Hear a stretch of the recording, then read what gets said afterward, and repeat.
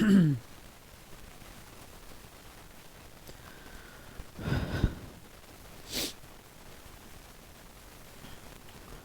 Morning, कैसे हैं आप सभी। मैं सोनी चौधरी एक बार फिर आप सभी का हार्दिक स्वागत करता हूं आपके अपने परिवार एसएससी मेकर में। आज हम डिस्कस करेंगे बहुत ही इंपॉर्टेंट टॉपिक, राजकोषीय नीति, जिसको हम फिजिकल पॉलिसी भी कहते हैं। क्या कहते हैं?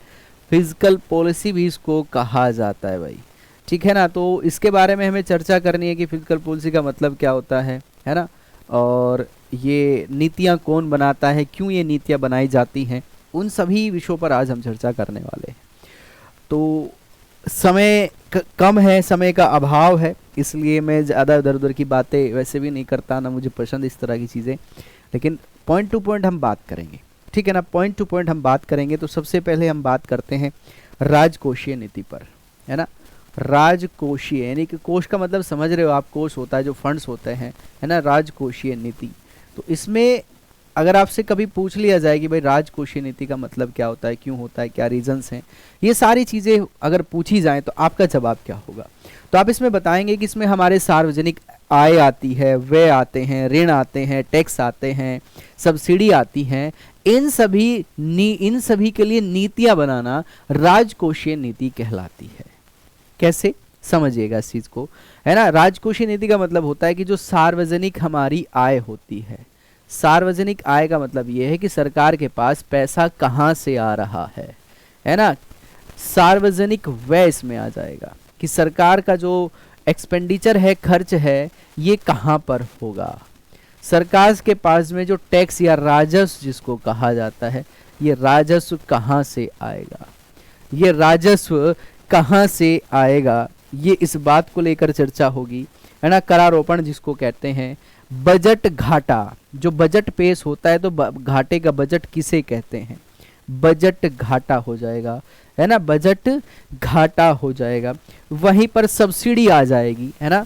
सब्सिडी जो हमें देनी है, कितना देना है, कहाँ पर देना है, किस उत्पादन पर देना है या नहीं देना है, किस वस्तु पर देना है, नहीं देना है, इत्यादि।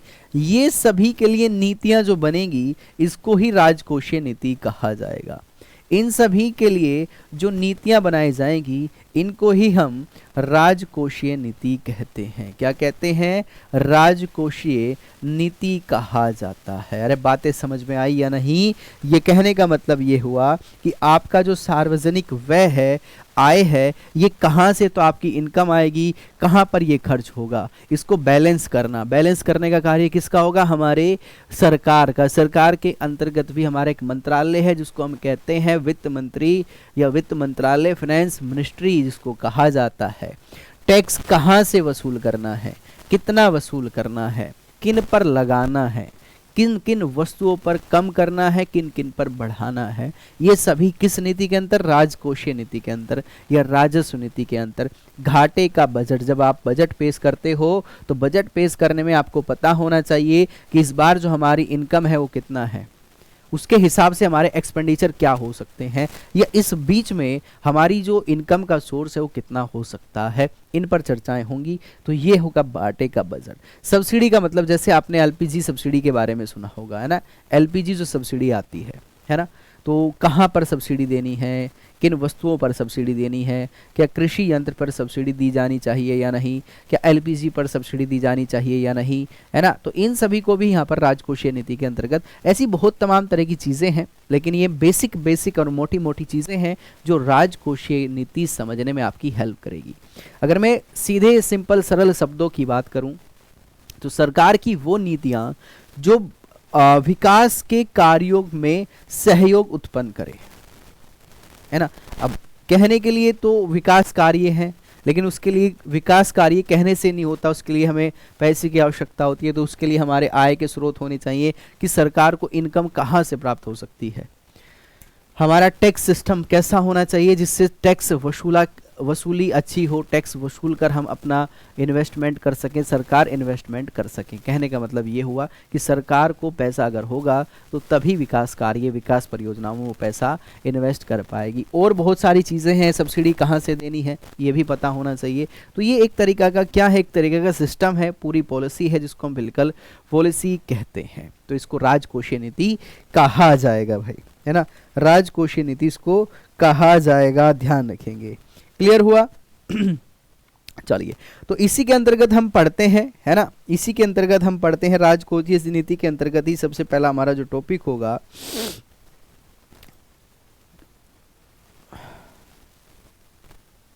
ठीक है ना, राजकोषीय नीति के अंतर्गत ही हमारा टॉपिक होगा सरकार की नीतियां। सरकार की नीतियां, क्या क्या नीतियां होती हैं सरकार की, या घटक जिनको कहते हैं, घटक जिनसे फिजिकल पॉलिसी बनाई जाती है। तो इनमें सबसे पहले आता है सरकार का बजट। जो सरकार बजट पेश करती है, क्या करती है? सरकार बजट पेश करती है, सरकार का बजट इसके अंतर्गत आता है। टैक्स सिस्टम इसके अंतर्गत आता है, जिसको हम कर संरचना कहते हैं। क्या कहते हैं? कर संरचना कहते हैं, वो भी इसके अंतर्गत ही आता है। और तीसरा इसमें आता है आपका विभिन्न प्रकार के घाटे, है ना, विभिन्न प्रकार के घाटे। तो ये तीन घटक हैं जिनसे हमारा फिजिकल पॉलिसी बनती है, विभिन्न प्रकार के घाटे, इनसे ही हमारी फिजिकल पॉलिसी बनती है, ध्यान रखिएगा। क्लियर हुआ यहाँ तक? चलिएगा, अब सरकार के बजट से हम यहाँ पर शुरुआत करेंगे। सरकार का बजट, आपके मन में भी बड़ा क्वेश्चन था इस चीज़ को लेकर कि सर बजट कराएं, बजट कराएं, बजट कराएं। तो भाई बजट ये हो गया बजट, ठीक है। इसका थोड़ा सा हमें जानना है कि बजट क्या है, क्यों है, कैसे है। बजट को आपको पता है कि सरकार हो, घर हो, परिवार हो, आप हैं, तो आपका भी कोई बजट होता है। जैसे आपको पता है कि हर महीने मुझे 30,000 रुपये सैलरी मिलती है, इनमें से 5,000 रुपये मेरे रूम रेंट जाता है, 5,000 रुपये मेरे खाने में जाते हैं, 3,000 की मैं सेविंग करता हूँ, 2,000 मेरी EMI जाती है ना। ये पूरा का पूरा एक शेड्यूल है। तो आपको इनकम का सोर्स क्या है? आपकी आय क्या है? आपका सैलरी है, आपकी जॉब है। ये हो गया आपका इनकम का सोर्स। और ये जितनी चीज़ें मैंने लिखी ये क्या है? एक्सपेंडिचर्स हैं।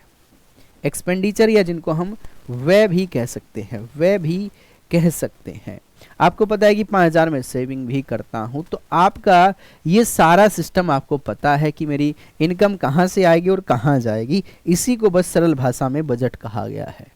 तो सरकार को भी ये अनुमान रहता है कि इस बार हमारी जो इनकम है वो कितना रहने वाली है, कहां पर रहने वाली है ना। और वहां इनकम के बाद उसको पता होता है कि इनकम के बाद उसको क्या पता होता है कि इसको हमें कहां पर इन्वेस्ट करना है, कहां किन परियोजनाओं में लगाना है। अभी जब हम पढ़ेंगे प्लान और नॉन प्लान एक्सपेंडिचर, यानी कि कुछ ऐसे एक्सपेंडिचर यानी कि खर्च हैं जिनको हमें प्री प्लान है, पता है कि खर्च होंगे ही होंगे। कुछ ऐसे खर्च होंगे जिनका हमें प्लान नहीं होता, अचानक से हमारे ऊपर आ जाते हैं। जैसे इसमें आपको ये फिक्स है, यहीं पर समझा दूंगा, ये बिल्कुल फिक्स है कि ये खर्चा होगा ही होगा। अचानक से आपका फ़ोन गुम हो जाए, क्या ये प्लान था? या फ़ोन टूट जाए, ये प्लान था? नहीं था ना। तो ये अचानक से आया, इसको नॉन प्लान्ड एक्सपेंडिचर कहते हैं। क्या कहते हैं? नॉन प्लान एक्सपेंडिचर इसको कहा जाता है कि आप उसके बारे में प्री प्लान नहीं थे कि ऐसा होगा। तो उसके लिए भी सरकार रिजर्व बनाई हुई है। अगर आकस्मिक खर्च करना पड़ जाए तो उसके लिए रिजर्व होता है। जैसे आप भी रखते होंगे, अगर कभी दुर्घटना हो जाए, कुछ ऐसी घटना हो जाए, तो उसके पास भी मेरा रिजर्व होना ज़रूरी है। इसलिए पढ़िएगा, वो पढ़िएगा जो आपके जीवन में काम आए। ये चीज़ें काम आने वाली हैं भाई, ऐसे नहीं पढ़ा रहा हूँ आपको, ठीक है। चलिए, तो बजट को हम वार्षिक वित्तीय विवरण कहते हैं, जिसका आर्टिकल 112 में जिक्र है। किसमें? आर्टिकल 112 में इसका जिक्र किया गया है। इसको कहा जाता है वार्षिक वित्तीय विवरण। वार्षिक वित्तीय विवरण इसको कहा जाता है, जो कि केंद्र सरकार के द्वारा, है ना, केंद्र सरकार के द्वारा पूरे देश का बजट पेश किया जाता है। किसके द्वारा? केंद्र सरकार के द्वारा पूरे देश का बजट पेश किया जाता है। हालांकि आर्टिकल 202 जब आप पढ़ेंगे तो आर्टिकल 202 में इस बात का उल्लेख है कि जो राज्य सरकारें हैं, कौन है? जो राज्य सरकार है वो भी अपने लिए क्या करेगी? बजट पेश करेगी। बजट पेश करेगी, बजट पेश करेगी, ध्यान रखिएगा इस चीज को, है ना। वो भी क्या करती है? बजट पेश करती है, ठीक है। तो आपसे क्वेश्चन कैसे बनेगा कि बजट को क्या कहा जाता है? वार्षिक वित्तीय विवरण। जिक्र कहां पर है? आर्टिकल 112 में है। वहीं पर क्या कहा जाता है? आर्टिकल 202, ये राज्य सरकारें अपने राज्य के लिए, जैसे आप यूपी से हो सकते हैं, जैसे आप बिहार से हो सकते हैं, आप महाराष्ट्र से हो सकते हैं, आप असम से हो सकते हैं, है ना, जहाँ से भी हैं उसके लिए आप क्या करेंगे, राज्य सरकारें बजट को पेश करती हैं, है ना, राज्य सरकारें क्या करती हैं, बजट को पेश करती हैं। तो इसके पीछे थोड़ा सा एक कहानी है, वो समझ लीजिएगा, थोड़ी सी कहानी है, उसको आप समझेंगे। भारत में जो सबसे पहला बजट पेश किया गया ये 1860 में पेश किया गया था, है ना, पहला जो बजट था, सबसे पहला बजट ये 1860 में पेश किया गया था। और ये किसके द्वारा पेश किया गया था, ये थे जेम्स विल्सन।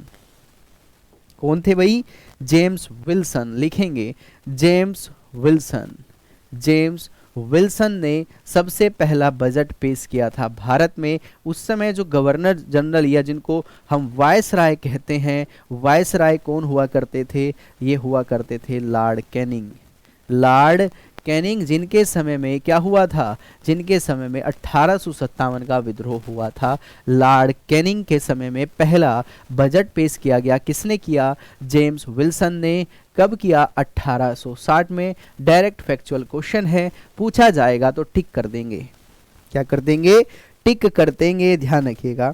अगर वहीं पर मैं बात करूं कि स्वतंत्र भारत का पहला बजट कब पेश किया गया, हम बात करते हैं स्वतंत्र भारत की। स्वतंत्र भारत का जो पहला बजट था ये कब पेश किया गया, तो आपको ध्यान रखना है ये 26 नवंबर 1947 में पेश किया गया था। कब पेश किया गया था, 26 नवंबर 1947 में। अब आप याद आ रहा होगा आपको कि हमारा तो संविधान 1949 में लागू हुआ था। हम संविधान की बात नहीं कर रहे हैं, हम बात कर रहे हैं बजट की। और ये किसने पेश किया था, ये थे आर के षणमुख से चेट्टी। कौन थे, आर के षणमुख चेट्टी। ठीक है ना, आर के षणमुख चेट्टी, इनके द्वारा इसको पेश किया गया था। तो दोनों को आपको याद रखना है, दोनों ही बजट आप याद रखेंगे कि पहला जो भारत का पहला और स्वतंत्र भारत का पहला, स्वतंत्र भारत का पहला बजट क्या होता है मैं ऑलरेडी बता चुका हूं। बजट क्या होता है मैं ऑलरेडी बता चुका हूं, ध्यान रखिएगा।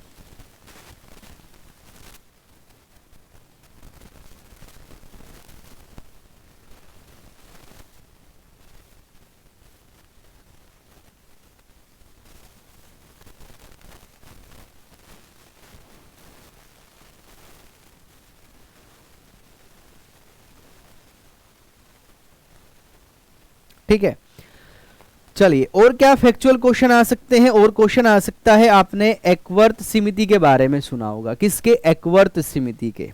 विलियम एकवर्थ की अध्यक्षता में एक समिति बनाई गई थी, क्या नाम था इनका, विलियम एकवर्थ।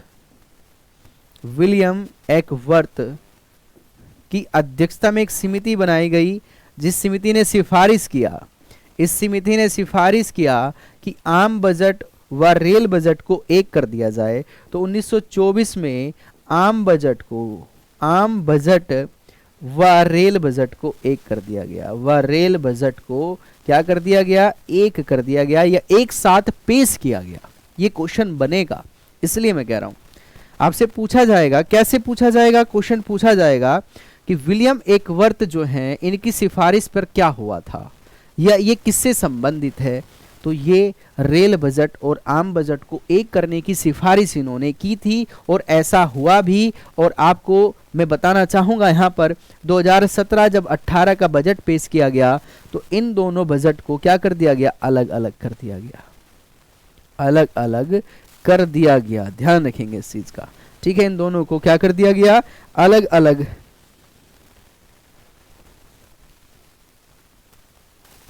एक सेकंड यार, इसमें गलतियां हैं।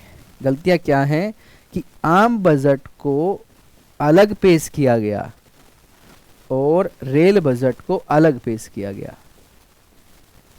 रेल बजट को अलग पेश किया गया। पहले क्या हुआ करता था, इन दोनों को साथ में ही पेश किया जाता था।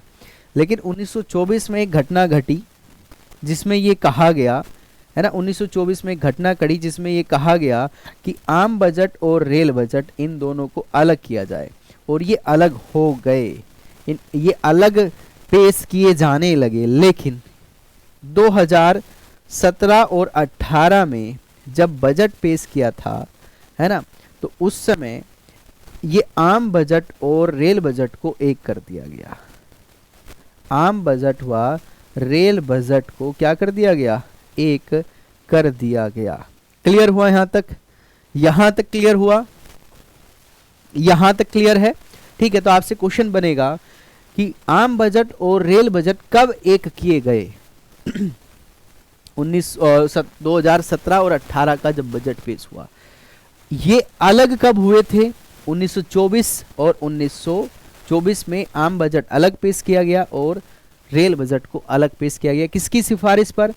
एकवर्त समिति की सिफारिश पर। किसकी? एकवर्त समिति की सिफारिश पर। क्लियर है? चलिएगा, बहुत बढ़िया। यहां तक चीजें क्लियर हुई? चलिएगा,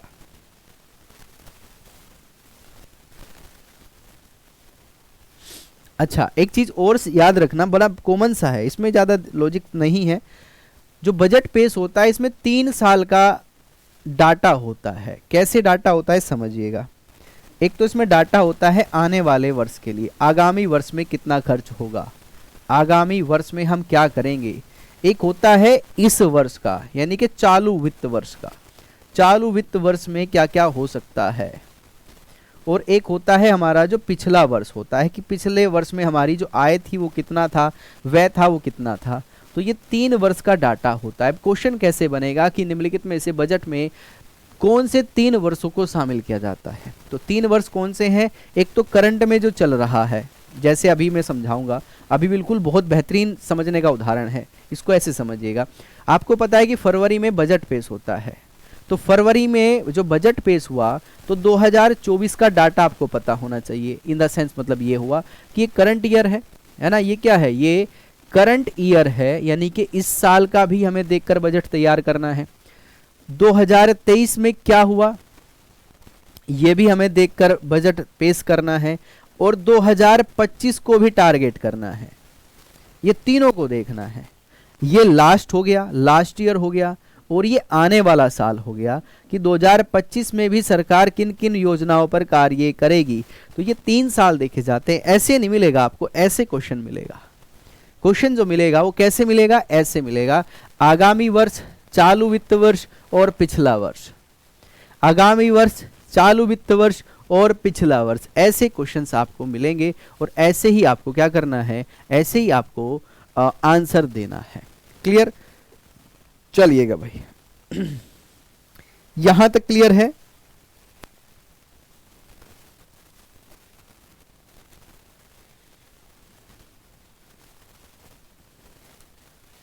और क्वेश्चंस भी यहीं से बनते हैं भाई। मैं देख रहा हूं आजकल क्वेश्चन जो हैं वो भी यहीं से आ रहे हैं।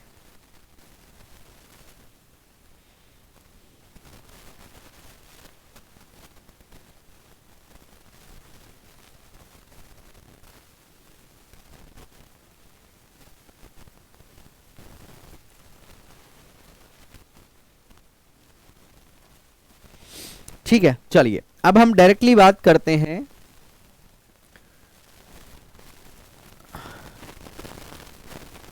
सरकार की, है ना, सरकार की प्राप्तियां व व्यय। सरकार को कहां से प्राप्त होता है पैसे या इनकम, प्राप्तियां व उनका खर्च यानी कि व्यय।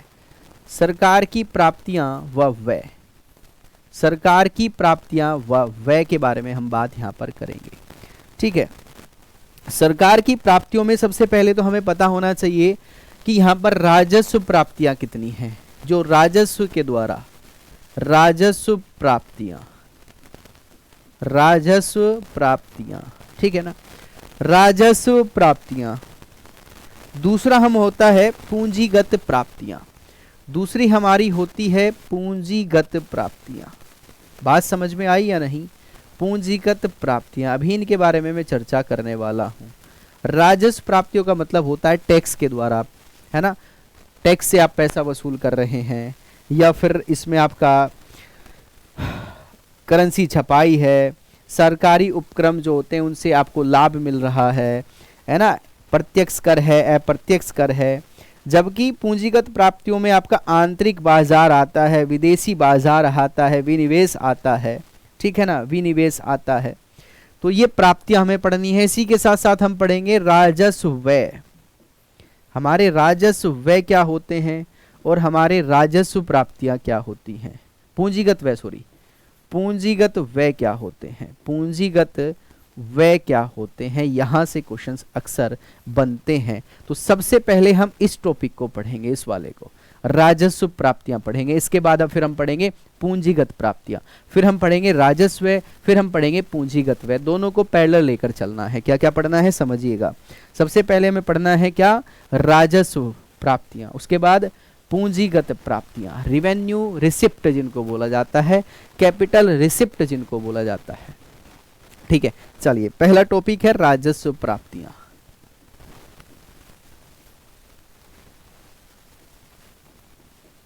राजस्व प्राप्तियां, राजस्व प्राप्तियां ध्यान रखेंगे। अब इसमें राजस्व प्राप्तियों में आपको पता है राजस्व का मतलब हो गया रिवेन्यू। अब रिवेन्यू जनरेट कैसे होता है आपको पता है।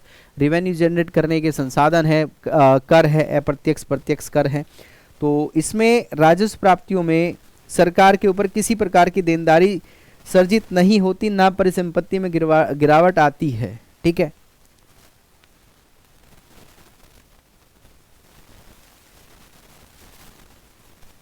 ठीक है।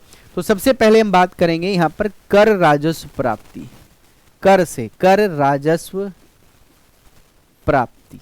अब ये कर राजस्व प्राप्तियों में आपने दो तरह के कर के बारे में पढ़ा होगा। दो तरह के जो कर होते हैं उनके बारे में आपने पढ़ा होगा। एक होता है प्रत्यक्ष कर, एक होता है आपका अप्रत्यक्ष कर। अप्रत्यक्ष कर एक होता है आपका प्रत्यक्ष कर, एक होता है अप्रत्यक्ष कर। प्रत्यक्ष कर और अप्रत्यक्ष कर।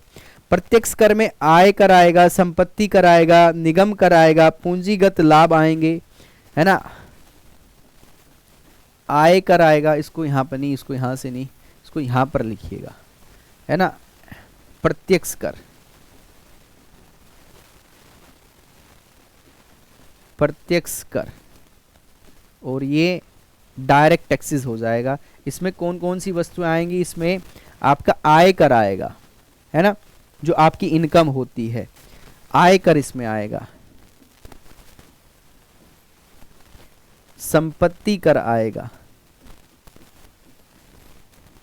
संपत्ति कर आएगा, ठीक है ना, आय कर आएगा, संपत्ति कर आएगा। इसमें आपका आ जाएगा पूंजी लाभ कर, यानी कि जो आपकी पूंजी है उस पर जो आपको लाभ मिला, पूंजी लाभ कर, ठीक है ना, पूंजी लाभ कर इसमें आएगा। और इसमें क्या आएगा आपका,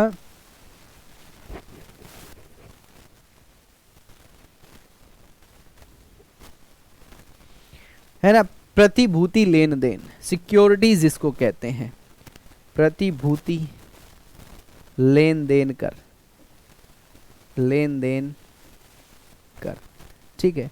इसके बाद आपका होता है अप्रत्यक्ष कर, इनडायरेक्ट टैक्स, अप्रत्यक्ष कर, इनडायरेक्ट टैक्स। तो इसमें कौन कौन सी वस्तुएं आएंगी लिखते जाएंगे, है ना, इनमें कौन कौन से प्राप्तियां होंगी।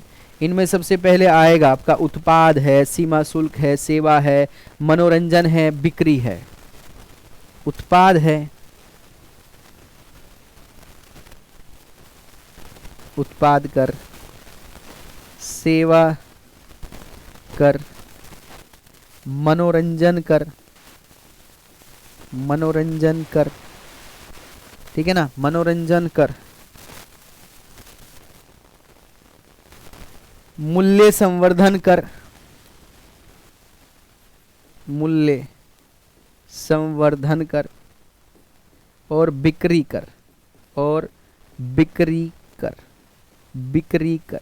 तो ये टैक्स से हमें प्राप्तियां हो रही हैं, यानी कि सरकार की इनकम के सोर्स हैं। जहां से सरकार को इनकम प्राप्त होगी, ये मैं उन सोर्स की बात कर रहा हूं, है ना। तो सरकार को सोर्स जो है इनकम का, वो डायरेक्ट टैक्सेस है और इनडायरेक्ट टैक्सेस है, जो टैक्स आपसे वसूले जाते हैं। आयकर इनकम टैक्स है, संपत्ति पर आपको कर देना होता है पूंजी लाभ कर, यानी कि जो आपकी कैपिटल है, पूंजी है, उस पर जो टैक्स लगेगा उसके लाभ पर टैक्स आपको देना होता है। प्रतिभूतियां सिक्योरिटीज जो होती हैं जो सरकार से आप परचेज करते हो। उत्पादन कर ये अप्रत्यक्ष कर में आएगा। बात एक ही है, ये इनकम का ही सोर्स है, तरीका थोड़ा सा अलग है इसको लेने का सरकार का। ठीक है, तो इसको कहते हैं हम इनडायरेक्ट टैक्सेस। ठीक है ना, क्या बोलेंगे इसको? इनडायरेक्ट टैक्सेस इसको बोला जाता है भाई। क्लियर है? अब है पूंजीगत प्राप्तियां। ये तो हो गई राजस्व से प्राप्त होने वाली, मैंने आपको बताया था, जैसे आप यहां पर देखोगे ना, ये राजस्व प्राप्तियां हो गई। अब हम बात करेंगे पूंजीगत प्राप्तियों को लेकर। पूंजीगत प्राप्तियां,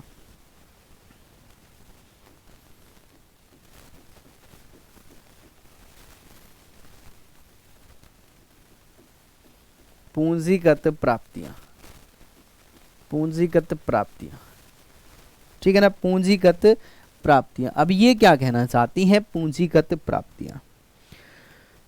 पूंजीगत प्राप्तियों से मतलब है कि वो परिसंपत्ति जिसको सरकार विक्रय करती है। सरकार क्या करती है? विक्रय करती है।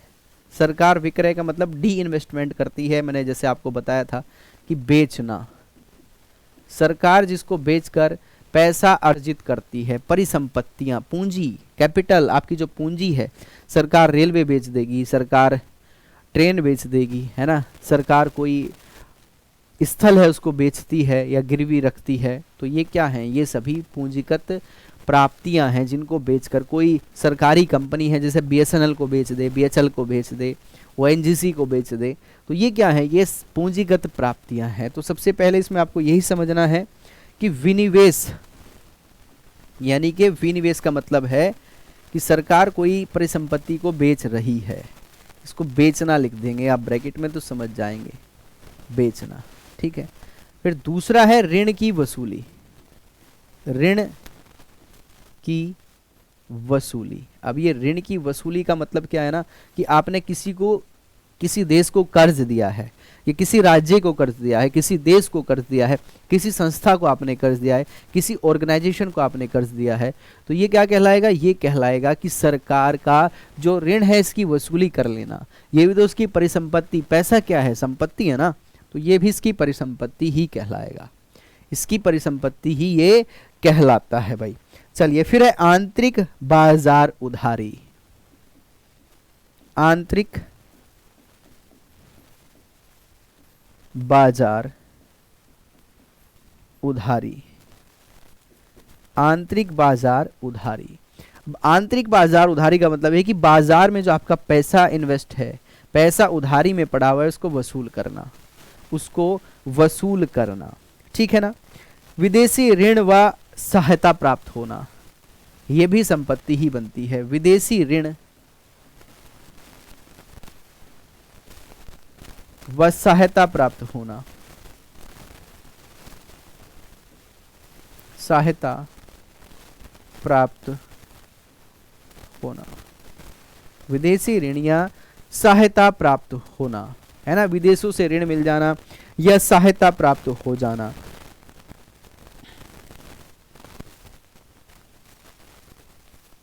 है ना। पेंशन फंड में जमा पैसा लिखेंगे, पेंशन फंड में जमा पैसा, फंड में जमा पैसा, पेंशन फंड में जमा पैसा, ध्यान रखेंगे, पेंशन फंड में जमा पैसा, है ना। अल्प बचत जमा, अल्प बचत जमा, अल्प बचत जमा, तो ये सभी क्या है? पूंजीगत प्राप्तियां हैं, जहां से सरकार को इनकम हो रही है। ये सरकार के क्या हैं? इनकम के सोर्स हैं। इनकम के क्या हो जाएंगे? ये सोर्स हो जाएंगे जहां से सरकार को इनकम आती है ना। सरकार को इनकम यहां से प्राप्त हो रही है। अब सरकार के खर्च कहां पर हैं ये समझिएगा, है ना। सरकार का जो खर्च है ये कहां पर होगा, जिसको हम कहते हैं राजस्व व्यय भी कह सकते हैं, ये सरकार के खर्च भी इसको आप कह सकते हैं, ये कुल सार्वजनिक खर्च या सार्वजनिक व्यय भी इसको कहा जाता है, कुल सार्वजनिक व्यय भी इसको कहा जाता है। व्यय भी इसको कहते हैं। अब इसमें क्या है भाई, इसमें आपका हो जाएगा राजस्व व्यय, राजस्व व्यय, और कुछ हो जाएगा इसमें पूंजीगत व्यय, पूंजीगत व्यय, पूंजीगत व्यय, है ना, राजस्व व्यय और पूंजीगत व्यय, राजस्व व्यय व पूंजीगत व्यय को कहा जाता है। अब राजस्व व्यय और पूंजीगत व्यय में आपको समझना है कि इसमें दो प्रकार के आपको पढ़ने होते हैं। एक को कहा जाता है आपका योजनागत व्यय और एक होता है आपका गैर योजनागत व्यय, है ना, योजनागत व्यय और गैर योजनागत व्यय।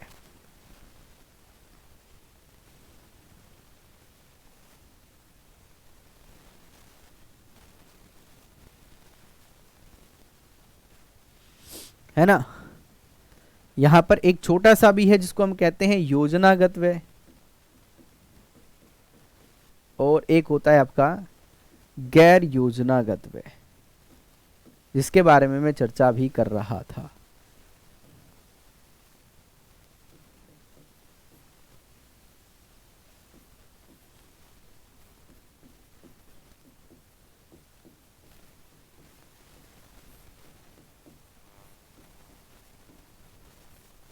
गैर योजनागत व्यय, ठीक है, गैर योजनागत व्यय, ध्यान रखेंगे इस चीज को, ठीक है। चलिएगा,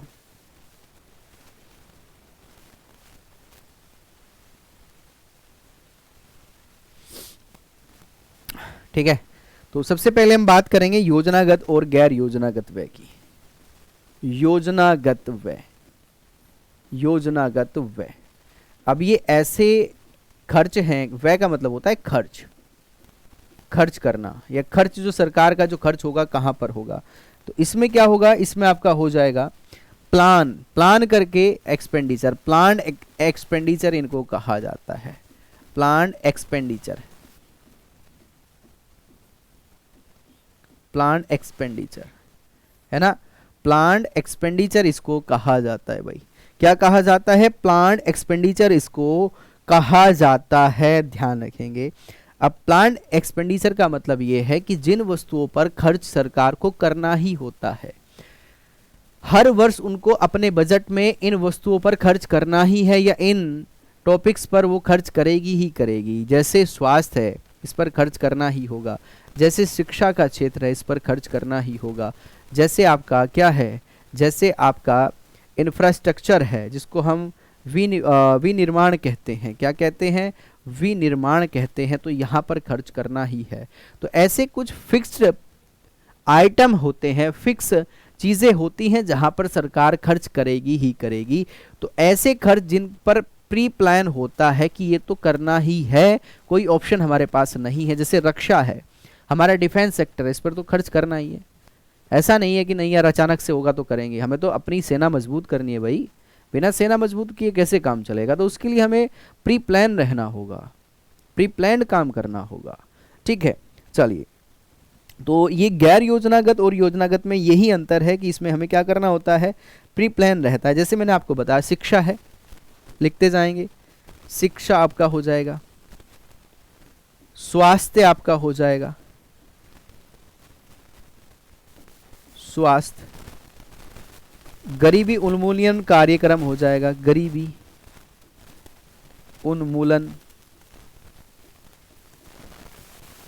कार्यक्रम, गरीबी उन्मूलन है कार्यक्रम इसमें हो जाएगा, ठीक है।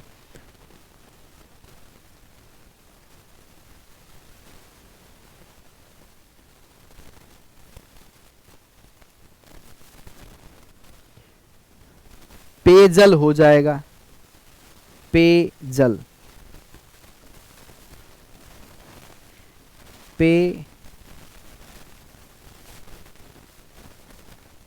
पेयजल कार्यक्रम,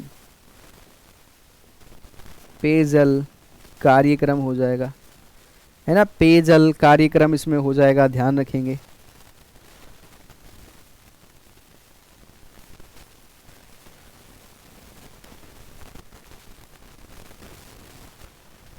ठीक है, चलिए, इसके बाद है गैर योजनागत, नॉन प्लान जिसको कहते हैं,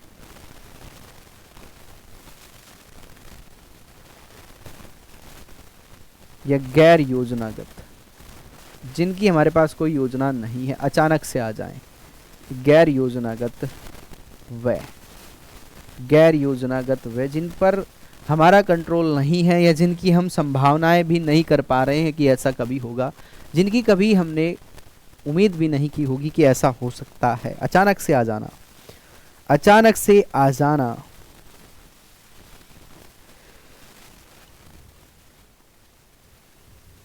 ब्याज अदायगी, ब्याज अदायगी, अदायगी है ना। अब ये ऐसा जैसे आपने कहीं से ऋण लिया है, उसको ब्याज देना है ना, उसका ब्याज देना है। तो जरूरी नहीं कि हर बार आपको ऋण लेना ही हो या हमेशा ही आपके ऊपर ऋण रहे। आपने ब्याज दिया, हो सकता है इस बीच में आपने पूरा का पूरा वो कंप्लीट कर दिया हो, तो आगे से आपको लेने की आवश्यकता ना हो, तो इसको कहा जाता है, क्या कहा जाएगा, इसको कहा जाएगा कि आप जो है प्रॉपर तरीके से काम कर रहे हैं। आपने ऋण दिया, अगली बार से आपको जरूरत पैसे की नहीं पड़ी, तो ये अचानक से था। ये हो सकता है 1 साल के लिए हो, 2 साल के लिए हो, ऐसा नहीं कि हमेशा ही रहेगा। ये प्री प्लान नहीं होता कि हमें कर्ज लेना ही है, उसका ब्याज देना ही है। ये तो अचानक से ज़रूरत पड़ी पैसे की, हमने ले लिया, उसका पैसा वापस कर दिया, इसको कहते हैं ब्याज अदायगी, है ना। ब्याज अदायगी इसको कहा जाता है भाई, ठीक है। दूसरा इसमें क्या आता है, सब्सिडी आता है। सब्सिडी, जरूरी नहीं है कि सब्सिडी हमेशा दी जाएगी, जब जरूरत पड़ेगी उसको दे देंगे। अचानक से आती है तो इसको वहन कर लिया जाएगा। जरूरी नहीं होती कि हमेशा ही सब्सिडी दी जाए, है ना, जरूरी नहीं होती कि हमेशा ही सब्सिडी दी जाएगी, ठीक है। पिछली परियोजनाओं को पूरा करना, पिछली परियोजनाओं को पूरा करना,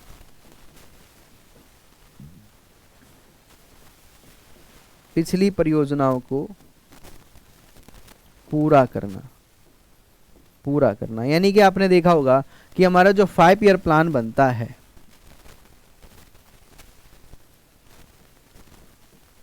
ये 5 साल के लिए होता है। कुछ ऐसी परियोजनाएं हैं जो कंप्लीट नहीं हो पाती, तो नेक्स्ट टाइम उसके लिए बजट पेश किया जाता है और उस बजट में उसको पूरा करने के लिए कुछ राशि आवंटित की जाती है, कुछ राशि अलॉट की जाती है लास्ट परियोजनाओं को पूरा करने के लिए। तो ये हर बार ऐसा नहीं होगा, हर 5 साल बाद ऐसा नहीं होगा कि योजनाएं रहेंगी, कुछ पूरी भी होंगी, कुछ रह जाएंगी, तो उनके लिए बजट फिर से बनाया जाता है कि इस बार जो ये योजनाएं रह गई हैं इनको पूरा करने के लिए हमें बस इतने पैसे की ज़रूरत है। एग्जाम्पल कुछ भी हो सकता है कि इतना इसमें हम करेंगे, है ना। तो इसको कहते हैं प्री प्लान्ड, नहीं नॉन प्लान्ड, ठीक है ना। इसको नॉन प्लान्ड में रखा जाता है भाई, ठीक है ना। चलिए, तो ये हो गई प्लान और नॉन प्लान। अब बात करेंगे राजस्व प्राप्तियों व्यय की। राजस्व व्यय, जो राजस्व से खर्च होता है ना, जो राजस्व से खर्च होता है, जो राजस्व से खर्च होता है,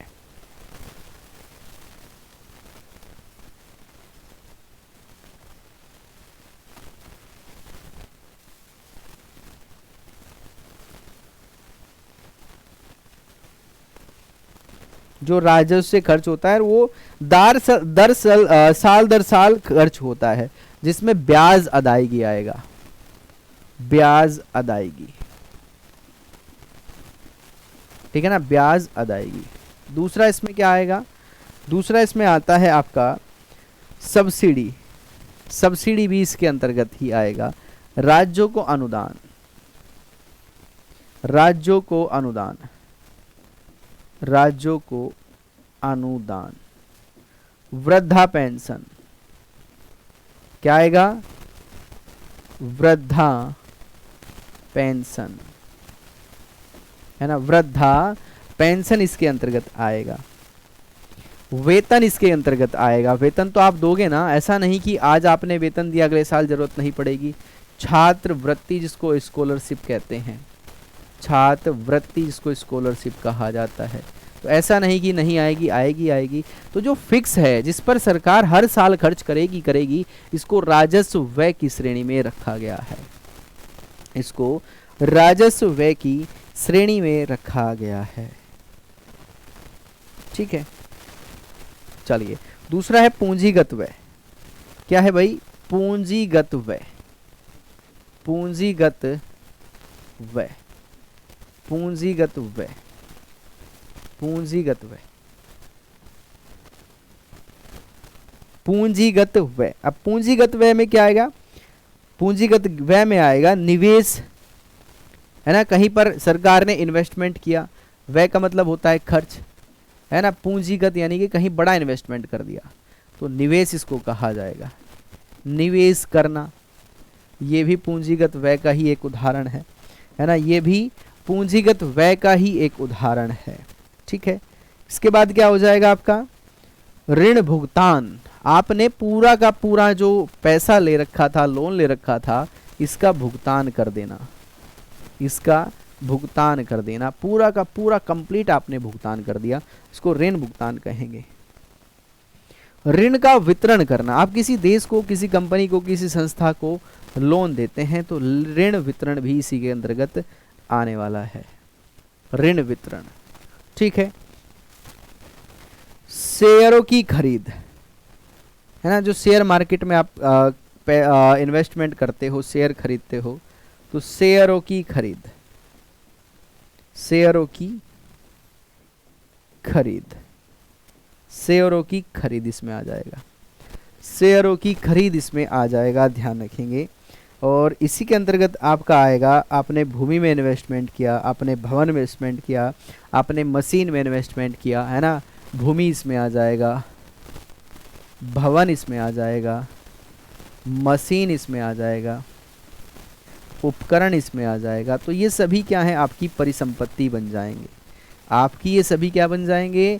संपत्ति बन जाएंगे भाई, है ना। इन पर इन्वेस्टमेंट जो होगा तो ये आपकी क्या कहलाएंगे? प्रॉपर्टी कहलाएंगे, प्रॉपर्टी कहलाएंगे। क्या कहलाएंगे? ये प्रॉपर्टी कहलाते हैं। तो ये होते हैं पूंजीगत खर्च। व्यय का मतलब खर्च, जिनका हमें पता होता है कि ये यहाँ पर होना ही होना है, जिससे हमारी परिसंपत्ति भी बढ़ती है भाई।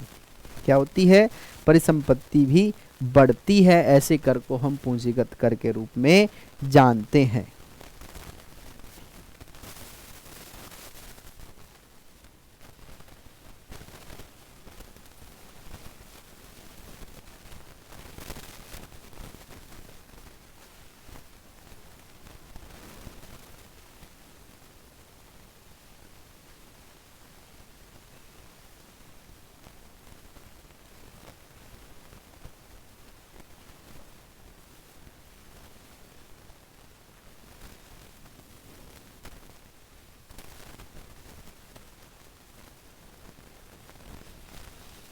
ठीक है, एक आपसे थ्योरी पूछी जाती है कि बजट घाटा या घाटे का बजट किसे कहते हैं, या जिसे बजट घाटा कहा जाता है। तो बजट घाटा क्या होता है? बजट घाटा क्या होता है, ये आपसे पूछा जाता है। तो जो बजट घाटा है, इसका एक सूत्र होता है, इसको समझ लीजिएगा। बजट घाटा, बजट घाटा, यहां से क्वेश्चंस बने हैं, तो इसलिए मैं आपको करा रहा हूं कि यहाँ पर बजट घाटे से मतलब क्या है। बजट घाटे से मतलब है कि आपकी जो कुल राजस्व प्राप्तियां हैं और कुल राजस्व पूंजीगत व्यय आय है, प्राप्तियां हैं, कुल राजस्व प्राप्तियां प्लस कुल पूंजीगत प्राप्तियां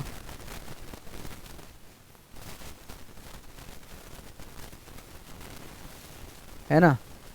कुल राजस्व प्राप्तियां, कुल पूंजीगत प्राप्तियां, अगर इनमें से मैं माइनस कर दूं कुल राजस्व व्यय और कुल पूंजीगत व्यय, पूंजीगत व्यय, है ना। कुल पूंजीगत व्यय, कुल पूंजीगत व्यय, क्लियर है। इसको कहते हैं बजट घाटा, यानी कि आपने जो कुल इनकम किया, आपके पास जो टोटल आय हुई, ये भाई क्या है, ये आय तो है ना, जैसे अभी हमने पढ़ा था राजस्व प्राप्तियां और पूंजीगत प्राप्तियां, तो ये हमारी इनकम हुई। इसमें से अगर मैं क्या माइनस कर दूं कि आपने जो टोटल खर्च किया, कुल राजस्व और कुल पूंजीगत व्यय, तो व्यय हमारा ज़्यादा है, खर्च हमारा हमारी इनकम से ज़्यादा है, तो ये क्या हो जाएगा, ये हमारा क्या हो जाएगा, घाटा हो जाएगा। अरे कुल मिला के बात ये है, आप मान के चलें कि आपकी प्राप्तियां हुई 100 रुपये, लेकिन आपने इन्वेस्ट कर दिया, या इन्वेस्टमेंट आपका बैठ रहा है कितना, 120 रुपये, तो ये आपका बजट क्या हो गया, घाटे का बजट हो गया, या बजट घाटा इसको कहा जाएगा। क्या कहा जाएगा इसको, इसको बजट घाटा कहा जाएगा। तो ये क्वेश्चंस बना है, ये टोटल ऐसे आपको दे देगा कि बजट घाटा डैश या क्वेश्चन मार्क लगा देगा, और ऐसी समीकरण आपको दे देगा। तो समीकरण को याद रखना है कि कुल राजस्व प्राप्तियां, यानी कि कुल तो प्राप्तियां, अब कुल राजस्व प्राप्तियों के स्थान पर आपको एक शब्द और मिल सकता है जिसको हम कहते हैं कुल सार्वजनिक प्राप्तियां। कुल सार्वजनिक प्राप्तियां, ये भी आपको मिल सकता है, लिखेंगे इसको भी, कुल सार्वजनिक प्राप्तियां, और यहीं पर आपको मिल जाएगा कुल सार्वजनिक व्यय, कुल सार्वजनिक व्यय, कुल सार्वजनिक व्यय भी मिल जाएगा। ठीक है, तो इसको क्या कहा जाएगा, इसको कहा जाएगा बजट घाटा, बजट घाटा, बजट घाटा इसको कहा जाएगा। क्या कहेंगे, बजट घाटा इसको कहेंगे। अरे बातें समझ में आई या नहीं?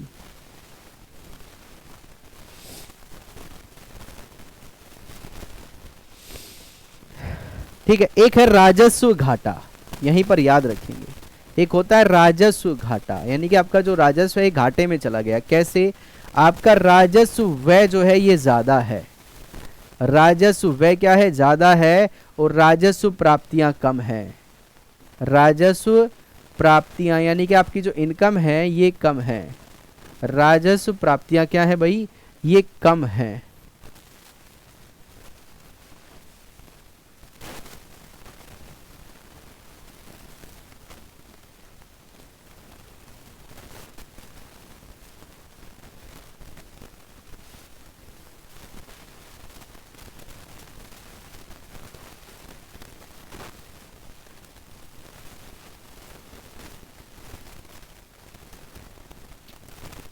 ठीक है, तो यहीं से आपका काम हो जाएगा।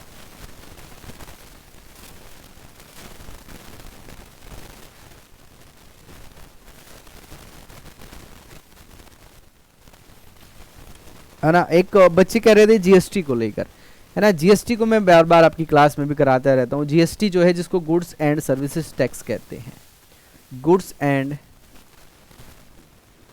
सर्विस टैक्स इसको कहा जाता है।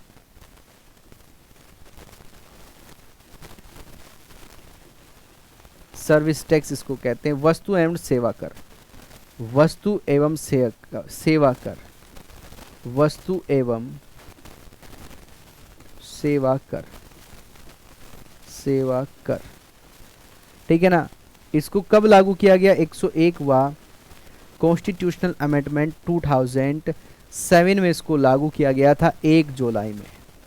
1 जुलाई में। ये कैसा कर है, ये एक अप्रत्यक्ष कर है। कैसा कर है, ये एक अप्रत्यक्ष कर है भाई। और सबसे पहले इस कर को लागू करने वाला भारत का कौन सा राज्य था, ये असम था भाई। ये कौन सा राज्य था, ये असम राज्य था। ये कौन सा राज्य था, ये असम राज्य था।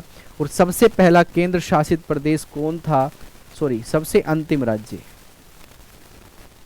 ये जम्मू एंड कश्मीर था जिसने इसको लागू किया था। क्लियर हुआ? तो ये यहीं से क्वेश्चंस बनेगा कि कैसा कर है। और ये जो जीएसटी मॉडल है भारत में किस प्रकार का मॉडल है, ये कनाडा का मॉडल है, कनाडाई मॉडल इसको कहा जाता है ना। और क्या कहा जाता है, सबसे पहले जो जीएसटी लागू हुआ 1954 में, ये कहाँ पर, ये फ्रांस में लागू हुआ। फ्रांस में ये लागू हुआ है भाई, है ना। ये भी क्वेश्चन बन जाएगा कि कहाँ पर लागू हुआ है, तो ये सबसे पहले हुआ है फ्रांस में। कहाँ पर, फ्रांस में इसको लागू किया गया है। ठीक है, तो ये था आज का सेशन, आपको कैसा लगा ज़रूर बताएंगे, है ना। ऑलमोस्ट मेरी तरफ से इकोनॉमिक्स की क्लास कंप्लीट है। ये छोटा सा एक टॉपिक बचा हुआ था जहाँ से बेसिक से क्वेश्चंस आते हैं। अगर फिर भी कुछ रह जाता है छोटा मोटा विविध, तो इसको मैं आपको यूट्यूब पर डलवा दूंगा, है ना। यूट्यूब पर आपको क्लास मिल जाएगा, आप यूट्यूब से उसको देख लीजिएगा। छोटे छोटे 5-5, 10-10 मिनट के वीडियो आपको मिल जाएंगे, तो आपको परेशान नहीं होना है। लेकिन ऑलमोस्ट ये क्लास आपका डन हो चुका है, क्योंकि देखिएगा एक चीज़ है, कोर्स कभी कंप्लीट नहीं होता। आपके दिमाग में ये चीज़ होगी कि कोर्स हमेशा कंप्लीट रहता है, तो समय का अभाव था, बहुत ही कम समय मिला, है ना। तो उसी में आपको वो चीज़ें कराई हैं जो इम्पोर्टेंट है, ठीक है। तो आपको अब बस अब क्या करना है, प्रैक्टिस करना है, ज़्यादा से ज़्यादा प्रैक्टिस करना है, यहीं से आपका हो जाएगा। क्लियर है। तो अभी के लिए सिर्फ इतना ही, मिलते हैं नेक्स्ट क्लास में, तब तक के लिए नमस्कार, जय हिंद, जय भारत।